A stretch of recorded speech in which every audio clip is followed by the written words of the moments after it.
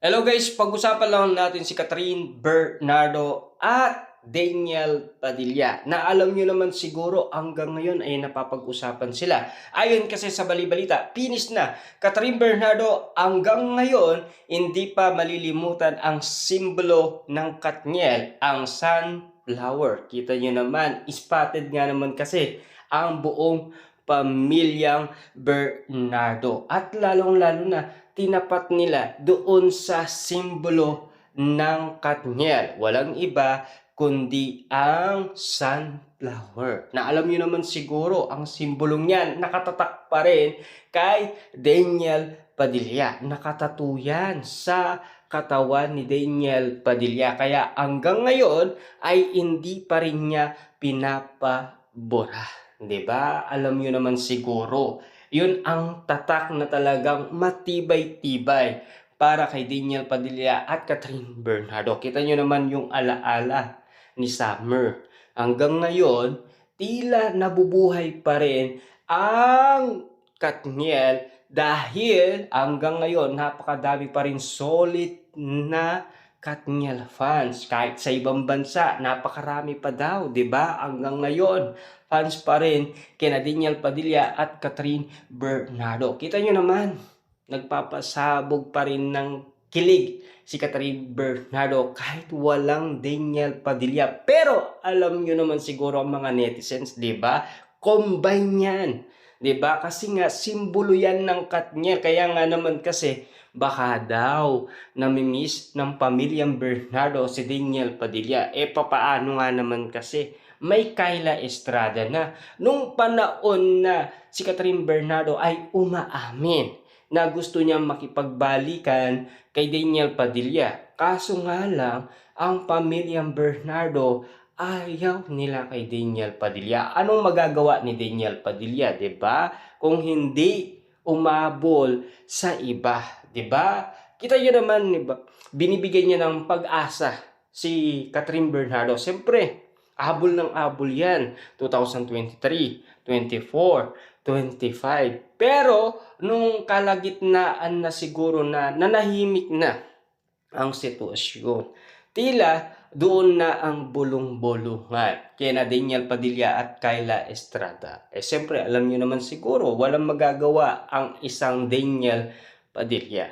Kahit sumubok na siya at gumawa na siya ng paraan, tila wala pa rin. Hanggang doon na lang siguro ang kakayahan ni Daniel Padilla na kaya niyang ipakita umano kay Catherine Bernardo. Tila wala na siyang magagawa, 'di ba? Siyempre tumulong na ang malalapit na kaibigan ng Katniel. Dahil nga naman kasi nakapag-usap, nag-ayos at nagbati. Pero ang pagkakaalam natin, meron silang collaboration project na pinag-uusapan.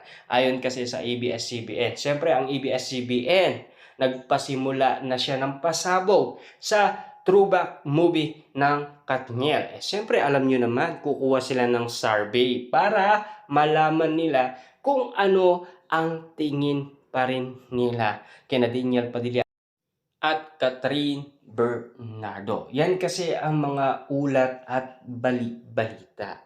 Siyempre alam niyo naman siguro, no? Hanggang ngayon, nakadikit pa rin ang pangalan Daniel Padilla kay Catherine Bernardo. At hanggang ngayon, kay Catherine Bernardo, nakadikit pa rin ang pangalan Daniel Padilla. Hindi na may iwasan yan. Siyempre, alam yan ng mga tao. 11 years nga naman kasi ang tinagal ng kanilang relationship. Subalit nga naman kasi hanggang ngayon, parang namimiss pa rin ni Catherine Bernardo si Daniel Padilla. Yan kasi ang haka-haka ng karamihan, lalong-lalo na ang mga solid fans ng Katniel. Siyempre, kita nyo naman, di ba? Inaaway nila si Kyla Estrada. Kita nyo naman, nag-delete siya ng account sa Twitter para iwasan ang bashing ng Katniel fans. Kasi alam nyo naman, kinukumpara ang dalawa, sina Catherine Bernardo at Kyla Estrada, kung sino ang maganda, 'di ba? Kung sino ang sexy at kung sino ang magaling umacting sa dalawa. Grabe.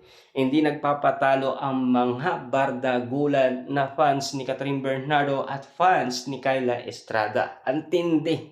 Pero ang pagkakaalam natin, marupok lang si Daniel Padilla. At siyempre doon sa sinasabi ng manghuhula sa kanyang prediction. May kaagaw daw si Kyla Estrada sa relasyon nila ni Daniel Padilla. Pero ang bulong-bulungan, baka daw si Catherine Bernardo. Siyempre si Catherine Bernardo ang mahal ni Daniel Padilla, di ba? Ang tagal niyang nag-intay.